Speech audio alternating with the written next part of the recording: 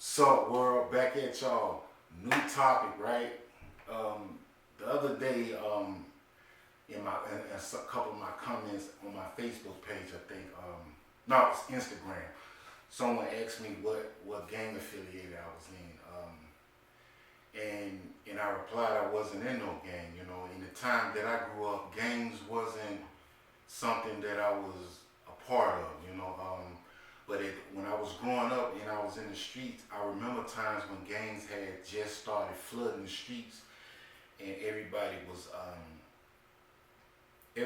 joining gangs, and and for me, I always been a leader to myself. You know, always thought for myself as where I really didn't feel as though I needed to be in a group of people to validate who I was. And not knocking nobody who join gangs. Because I know there's different reasons why people join gangs. Some people join them because they don't have family. Some people join them because they looking for love. But for me, my experiences was a little different. Growing up in being in and out of institutions and jails, right? I grew up in a time where I seen gang members in the jail facilities, right? New people would come to jail, and a lot of them joined gangs out of fear, and in me seeing that, and seeing how once they join the gang, the gang take advantage of them, like making them fight different people, taking their commissary, it was just things I just didn't agree with, and I always been the type of person I really didn't like to see people get taken advantage of, and I think that's where my clash with gangs really started, when I was in jails, and I would see people come to jail, and some of them never been to jail before, right? So they, in fear, they felt as though they had to join a gang, and a lot of times the gangs would take advantage of those type of people, and I was the type of person that would try to take up for them, but I realized that doing that, like it wasn't helpful because I'm me, but like I said, if that answers the question, no, I never been in a gang, I never affiliated myself as a gang, but due to me being in the streets and I ran into a lot of gang situations is where I was tested, and people tested, yeah, they tested me, and I always been the type to stand my ground, no matter how many it was, but like I said, I never just really like looked down or felt as though me joining the gang was possible, because like I said, I always been a type of person that no matter where I go, I could take care of myself,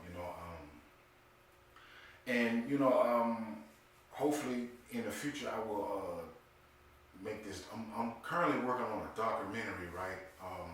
That's one of my goals, like in the future, right? To create this documentary based on the gang life that was affiliated with me and how everything came about, so hopefully, once I get situated and being able to do the things that I really want to do with the project, I will make sure it be a great piece and it's going to be the truth, because I never really talked about and got into real details about me getting into it with gang members and shootings and drive-bys and telling my side of the story, for a long time, for years, right?